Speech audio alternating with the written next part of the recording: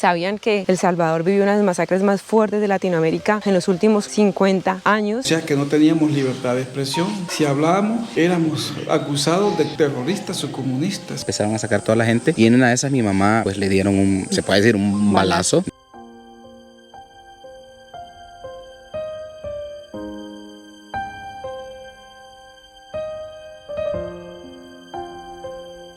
¿Qué tal el sol que tenemos en este momento? Ya me encuentro en la plaza principal de lo que es el municipio de Perquín. Pero antes de ello quiero contarles datos importantes de Morazán. Morazán es un departamento de los más grandes aquí en El Salvador, con una extensión de 1.448 kilómetros cuadrados. Realmente es como el séptimo departamento más grande del país y tiene una población aproximada de unos 175.000 habitantes. Digamos que está dividido en 26 municipios y su cabecera departamental, la ciudad de San Francisco Gotera. Este lugar abarca muchas historias, no solamente precolombinas, porque era un lugar donde habitaban ya los indios lencas, una zona lenca, y actualmente, digamos, en la época moderna también fue parte de la historia del conflicto armado que vivió El Salvador en el año 1979 hasta 1992.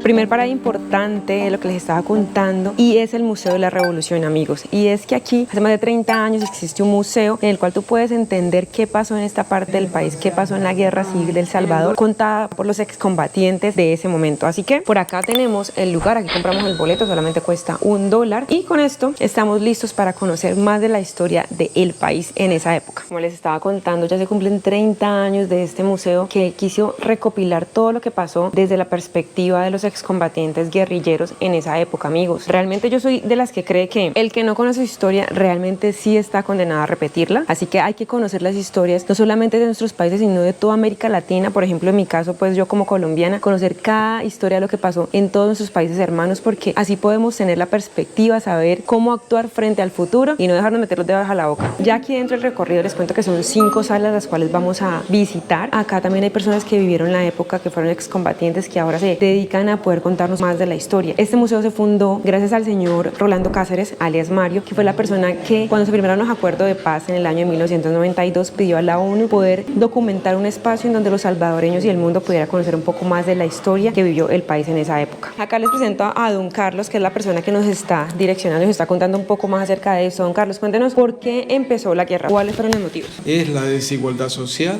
la represión y el genocidio. O sea que no teníamos libertad de expresión. Si hablábamos, éramos acusados de terroristas o comunistas. Entonces eso exige el pueblo en las calles con pancartas, pero los gobiernos que estaban de turno nunca aceptaron el diálogo, solucionar los problemas hablando. A ver, recopilando un poquito, todo empieza desde 1930 hasta 1979, como que se da el primer inicio de la guerra civil. Todas las causas y todo lo que pasó y lo que don Carlos nos cuenta, la desigualdad, de no sentirse escuchados, de no poder hablar, de estar como reprimidos, los salvadoreños, se dan en todos los actos desde el año de 1930 hasta el año de 1979, que es donde inicia, digamos que todo se va organizando para poder dar inicio a lo que es la guerra civil en El Salvador. Conflicto civil. Durante todos estos años los gobiernos fueron generales, fuerzas armadas, que son gobiernos que lamentablemente por su dirección pues están solamente pensando en solucionar las cosas a las malas. Perquín, un pueblo que se negó a morir. Nos contaba aquí don Carlos que se organiza, lucha por defenderse, y otros pues buscan también emigrar a otros lugares. O se quedan organizados o se van a reiniciar su vida en otros espacios. De hecho, nos estaba contando don Carlos que él fue un policía, era del otro bando, pues del gobierno, pero pues obviamente al ver todo lo que estaba pasando con su pueblo, la policía y todo eso, somos nosotros mismos, o sea, nosotros todos somos hermanos. Entonces al ver que su pueblo estaba siendo masacrado, asesinado, pues obviamente decidió cambiarse. Un jefe, era un jefe de zona, guerrillero,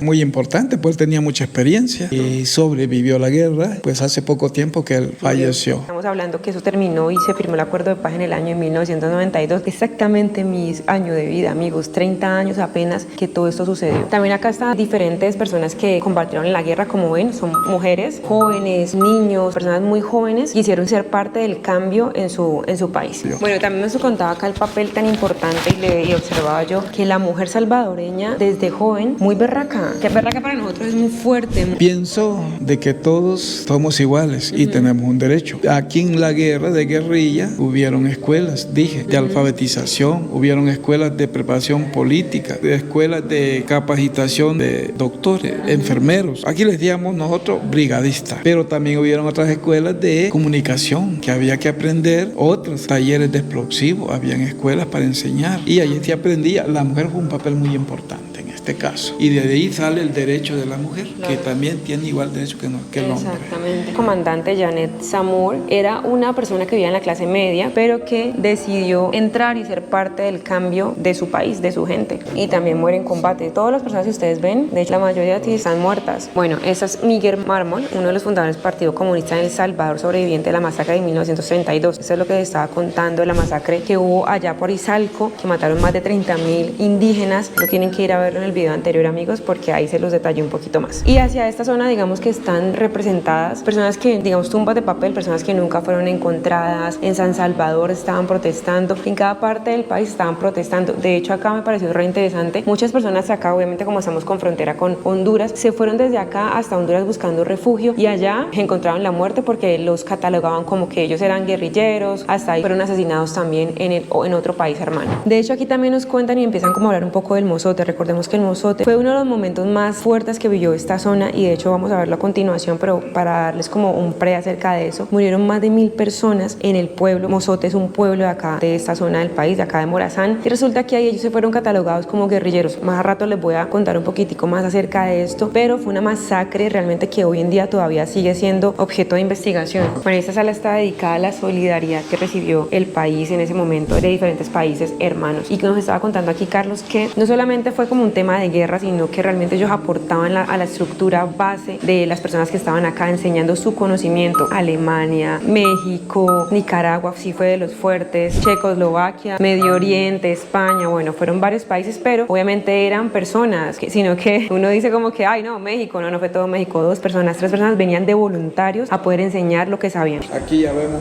la medicina, todo en la montaña, dije, ¿verdad?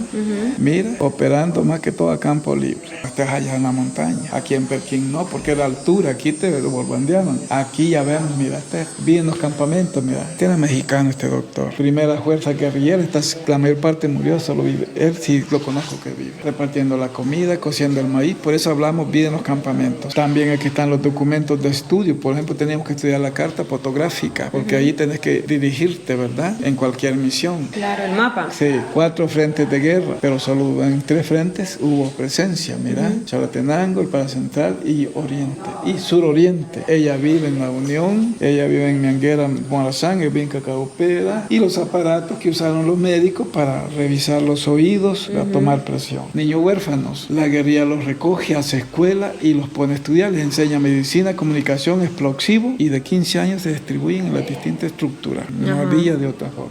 En el tiempo de guerra no teníamos grados, no, esto lo dieron como un reconocimiento, ¿verdad? Este insignia sí lo tengo todavía. Aquí estamos hablando el 31 de diciembre de 1991, está en Huateca, están dando los grados de comandante y subcomandantes. Ese día se firma el cese al fuego entre las dos partes en Nueva York, los Estados Unidos. De allí le dan 16 días al 16 de enero de 1992 para firmarlos en el Castillo Chapultepec, México. Y de allí los dejan para el 1 de febrero del 92 para que nosotros los conmemoremos acá. Aquí lo que estamos viendo en esta tercera sala es diferentes implementos, por ejemplo, esas eran bombas que hacían ellos, y también vemos las armas. Algo que quiero comentarles de esta sala es que, digamos que la idea del museo es que te van a contar de la historia tanto desde la parte, digamos, guerrillera como de la parte del gobierno. Las armas que utilizaban uno, el otro bando, qué pasó con uno o el otro bando. La idea es que el lugar es muy neutral para conocer la historia del país. Estas son algunas radios que fueron usadas y a través de esta radio lo que hacían era buscar la frecuencia del gobierno y poder conectarse. Estos son los explosivos artesanales, estas son minas. Esta era la metralla, mira. ¿De qué hacen esto aquí, adentro?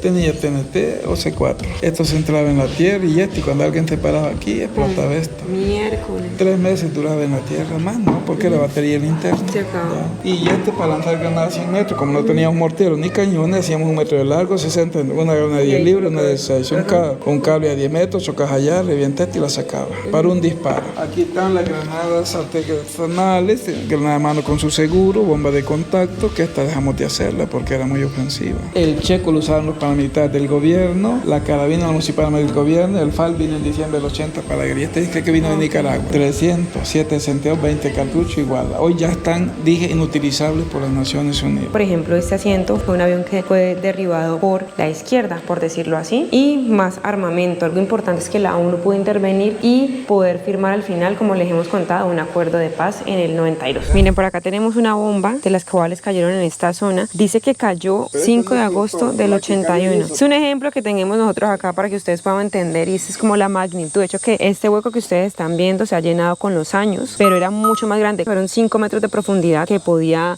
reventar la bomba, y era el diámetro que también, digamos, que podía llegar a tener al caer. El pedazo de metal que sale va a 300 metros a la redonda. ¿Y lo encontraron? Sí, son los pedazos que están allá por los morteros. Miércoles. Esos son los que reventaron aquí. Bueno, ya hacia la parte de afuera pues podemos ver, digamos, algunas armas que fueron encontradas. Estas fueron utilizadas por el ejército y esa sí fue utilizada por el partido de izquierda. Dice que es un cañón de 75 mm, fabricación china, usado en la guerra de Vietnam. Fue trasladado a El Salvador, fue usado por el batallón de armas de apoyo en las fuerzas revolucionarias de El Salvador. Es un cañón sin retroceso con el cual se realizan unos directos siendo tiros efectivos hasta 500 metros. Por acá también imagínense que encontramos restos, son realmente aviones, avionetas que han encontrado, que encontraron a lo largo de esos años mientras se enfrentaban el gobierno y el grupo guerrillero. Y esta es la radio que utilizaban. De hecho, me contaban que fue inaugurada en el año 1981. A través de ella se podían comunicar, podían decirle al mundo qué necesitaban, qué querían, qué estaba pasando, o sea, comunicarse, realmente comunicar lo que estaba sucediendo en ese momento. Recordemos que todo esto terminó en el año 1992 y esto es como el lugar donde transmitían ellos. Me dicen que colocaban una manta negra para poder tapar, y todo eso que ustedes ven que es bien interesante, estos son para encerrar el sonido, utilizan esto es obviamente de forma muy artesanal, pero de verdad esto es un tipcito. Tú necesitas que no se vaya el sonido, como que queda atrapado la acústica. Se puede utilizar los panales de los huevos y todo eso está hecho de panales de huevos. Al final, digamos que la frecuencia fue vendida, me contaron, a una iglesia evangélica, pero realmente ellos están contentos porque la idea era que realmente la guerra se dejara a un lado, poder reintegrarse a la vida social. De hecho, Carlos me contaba que él actualmente es agricultor de frijol, de maíz, ya tiene su zona y ya lleva más de 20 años cultivando, lo cual es muy positivo porque realmente se integraron a la sociedad. Él se quedó con 3 balazos en el cuerpo, me contaba, y inició súper joven, tenía unos 16 años, era un niño, pero que está muy satisfecho porque la idea, como les digo, era poder dejar algo a sus hijos, poder hacer un cambio en la sociedad, y sienten que lo hicieron aquí en El Salvador. Cuéntenme ustedes si me ven de El Salvador, ¿sabían esto? ¿Conocen la historia? ¿Han venido a este lugar tan importante para ustedes en el departamento de Morazán?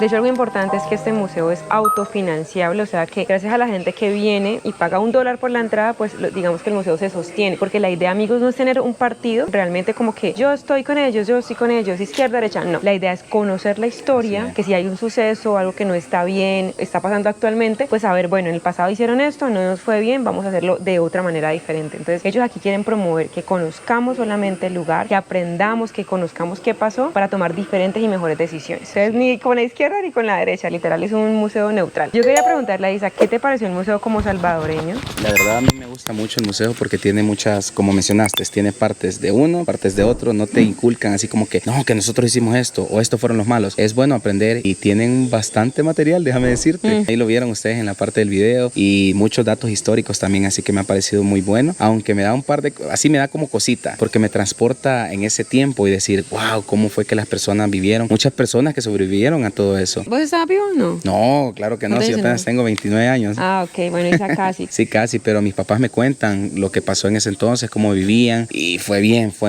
difícil. Lo que pasa es que mi mamá vivía en una zona que era de enfrentamiento, vivían allá por las montañas de Chalatenango, Nueva Trinidad para ser específico. Entonces, en un enfrentamiento de ambos bandos, a ellos los sacaron en helicóptero porque eran personas que no tenían nada que ver. Entonces empezaron a sacar toda la gente, y en una de esas mi mamá pues le dieron se puede decir un balazo. Entonces fue bien difícil, pues los trasladaron en helicóptero, perdieron todas sus tierras, fue muy difícil la verdad. Entonces a mí me da cosita algo tan cerca, bien, porque en realidad no es lejano, es cercano y de hecho es propio porque te pasó directamente a tu familia. Sí, aunque digamos igual como salvadoreño es difícil ver. Es difícil ver muchas cosas y saber tanta gente que murió sin tener nada que ver, pues, pero es bueno conocer sobre la historia y, como dice Laura, para no volver a repetir las cosas que se hicieron mal.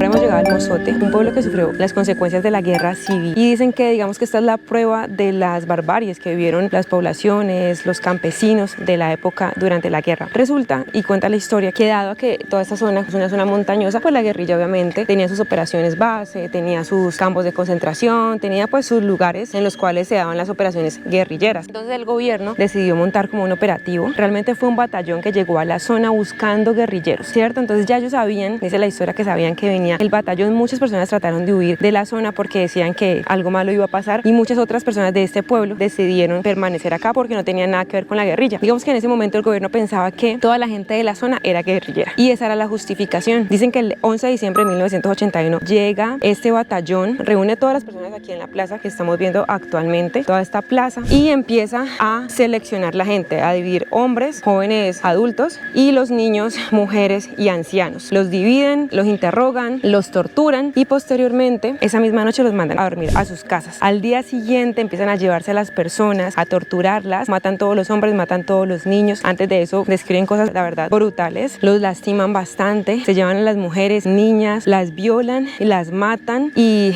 tiran sus cuerpos. Matan a los ancianos, matan a todo el mundo prácticamente. Dicen que también mataron hasta las mascotas, perros, gatos, puercos, vacas, todo lo mataron. Lo único que sobrevivió de esa masacre, amigos, fueron literal los pájaros, pues porque no podían matar. Matan a estas personas y queman sus casas, queman todo, queman todo. Dicen que solamente hubieron unos pocos sobrevivientes. De hecho, en el museo que estábamos anteriormente hay unos relatos de personas que pudieron sobrevivir de antes de que llegara el gobierno, se había ido a las montañas, porque cuenta la historia que este pueblo como tal era un pueblo muy neutro, no había gente de ninguno de los dos bandos, pero entonces el gobierno pensaba por medio de sus batallones que ayudaban a la guerrilla, que los estaban protegiendo y que era un pueblo lleno de guerrilleros. Entonces por eso decidieron acabar con todas las personas de la población. Por eso es de las masacres más fuertes, de hecho, anunciadas aquí en Latinoamérica, porque dicen que aproximadamente murieron unas 600 a unas 1000 personas. Digamos que el número no es muy exacto. Actualmente cuentan que como en el año 2011 el gobierno salvadoreño reconoció este hecho porque no había sido reconocido, pidió disculpas ante toda la población mundial, y digamos que siguieron diferentes investigaciones. Por allá en el año 2005 la Corte Interamericana de Derechos Humanos ordena a El Salvador que tiene que buscar a los responsables y hacerlos pagar por este hecho tan brutal y llevar a los responsables ante la justicia. En el año 2019 el presidente Bukele retira el nombre del coronel que la ONU acusó como responsable de estar al frente del operativo que se ocasionó aquí en el Mozón. Lo retiran como coronel del Salvador, y bueno, actualmente todavía hay investigaciones abiertas, hay polémica frente al caso, porque de todas maneras las víctimas quieren ser reparadas, amigos, y un hecho tan brutal como este tiene que ser reparado, tiene que ser reconocido como ya lo han hecho, pero también reparado. Por acá está el monumento que han hecho en honor a las víctimas, con la idea de que esto no se olvide, de que este pueblo tenga un reconocimiento de todas las personas que murieron en este lugar. De hecho, no solamente murieron personas del pueblo, sino que murieron personas de alrededor de la zona, porque muchas personas de la zona estaban buscando refugio porque decían que si los encontraban en la calle, el que estuviera en la calle cuando pasara el ejército lo iba a asesinar porque iba a ser culpado como guerrillero. Así que todo el mundo buscó refugio y pensando que en sus casas iban a estar seguros, pues aquí mismo llegaron a encontrar la muerte. De hecho, cuando empezaron a encontrar los restos de las personas, dicen que bajo esta plaza encontraron aproximadamente 140 cuerpos de niños desde la edad de 0 años, porque eran embarazados, hasta 8, 10 años, 140 cuerpitos en este lugar, amigos. O sea, realmente brutal llegar a un punto de indiferencia, porque de indiferencia unos con otros. Recordemos que al final, y yo siempre lo pienso, somos humanos, somos hermanos unos con otros, no hay bandas en realidad. El único partido que hay que tomar es el partido por la paz, por el amor, por entender que el que está al lado es nuestro hermano y merece amor, respeto. Nunca uno prestarse para nada malo frente a una persona, jamás. Podemos entonces entrar con todo el respeto, y esos son el nombre de víctimas, de muchas víctimas. Como les digo, el número no es muy exacto porque he encontrado varios números. Acá están unas 697 nombres señalados entre el nombre de la persona y la edad. Mire, 40, 70 años, Daniel Márquez 0 años, se acaba de nacer, Sebastián Díaz Guevara 6 añitos, María Santos Argueta 6 añitos. O sea, todas esas personas fueron asesinadas aquí brutalmente. De hecho, una señora que fue crucial para que ellos fueran reconocidos y para que esto fuera reconocido, porque digamos que es lo que estuve leyendo, fue que el gobierno inicialmente, cuando se reconoció el hecho como un año después, en el año 1982, decía que era mentira, que era súper exagerado, que aquí en el Mozote no había tantas personas como para matar más de 600 personas, pero fue clave la ayuda de una persona llamada Rufina Maya, que murió hace poco, una integrante y una señora que vivía en este pueblo y que vivió la masacre, y que gracias a que estaba de última en la fila que iban a ser masacradas de mujeres, pudo huir, pudo saltar y pudo esconderse y evitar pues la muerte. Gracias a ella esto fue reconocido, porque pudo ser denunciada por ella y otras personas que fueron poco a poco apareciendo, porque recuerden que en esa época no se podía decir nada, no se podía podía hablar, o sea, estaban en plena guerra civil aquí en El Salvador y hablar era morir literalmente. Afortunadamente esos hechos ya por lo menos fueron reconocidos y bueno, esperemos que también sean reparados con el tiempo, porque una huella así marca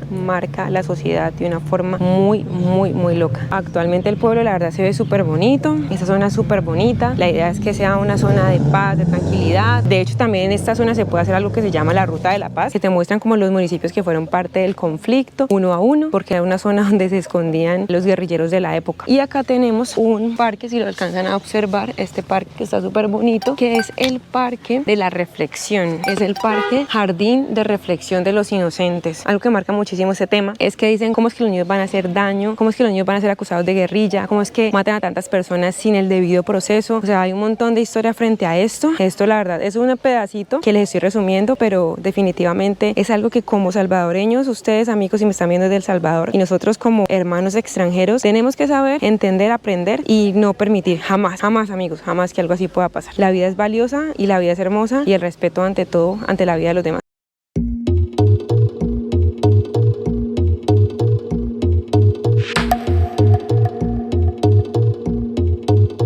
Por acá vamos a entrar al Turicentro Salto El Perol y es un lugar que realmente tiene de todo. Tiene restaurante, cascadas, piscina, camping, de todo. Yo escogí este lugar para ir a comer algo rico de la zona porque muero de hambre, pero también para que conozcamos la cascada, que es uno de los lugares más bonitos de Morazán.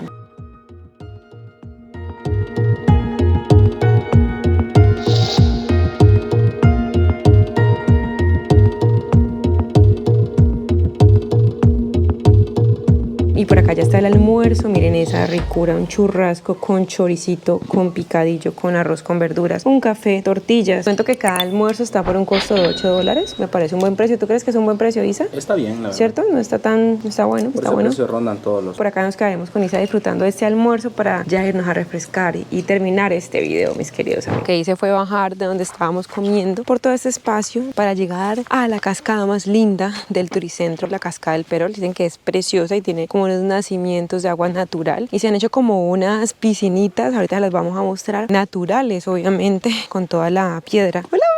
Miren, inicio tan bonito, muchos perros lindos, muchos perros lindos. Oigan, por acá ya voy encontrando la primer poza. Miren qué bonito. Obviamente ya está como tardecito, entonces no se ve tan lindo, pero cuando cae el sol me imagino que esto es brutal. Miren esto. Uy, qué chévere. Miren esto. Miren qué hermoso. Wow, me encanta. Acá, amigos. Bueno, y por acá está otra poza y acá estaba la cascada. La cascada porque resulta que la cascada está súper seca como están observando. Lamentablemente he visto unas fotos y unos videos de este lugar que era una sensación. Es entendible, obviamente, amigos, es entendible, eso es completamente natural, así que va acorde al momento climático que estemos pasando. Por eso hay que cuidar la naturaleza, por eso hay que cuidarla. Obviamente esto no depende de nadie, depende simplemente del clima, así que no pasa nada. Les recuerdo que no les había contado, el ingreso acá tiene un costo de $3, consumas o no, tienes que pagar $3. La idea es que la gente se quede en la zona, se queda unos días como disfrutando de la naturaleza, descansando, se viene a esos lugares, se mete a chapucea aquí y pasa días diferentes, interesantes, relajándose. No siendo más, amigos, hasta aquí ha llegado el video del día de hoy. Ha sido un video interesante, difícil, lo iniciamos súper bien, con un lugar espectacular, luego me fui a ver el museo, estos sitios súper difíciles, o sea, de verdad que uno queda como una energía no muy chévere porque son cargas complicadas, porque obviamente como ser humano te toca tu corazón, te toca tu fibra, ver que personas pasaron masacres, pasaron momentos muy difíciles que esperemos jamás se vuelvan a repetir, por supuesto. Y terminamos en este hermoso lugar disfrutando de la naturaleza, comiendo algo rico en Morazán, disfrutando y conociendo de esta hermosa zona del oriente de El Salvador. Así que recuerden regalarme un like si les gustó el video, comentar, conocían estos espacios, conocían el Museo de la Revolución, sabían que El Salvador vivió una de las masacres más fuertes de Latinoamérica en los últimos 50 años. Y por último recuerden compartir y muy importante suscribirse al canal, amigos, es gratis y así me apoyarían un montón. Así que nos vemos en un próximo video explorando cada rinconcito del Salvador. Beso grandote.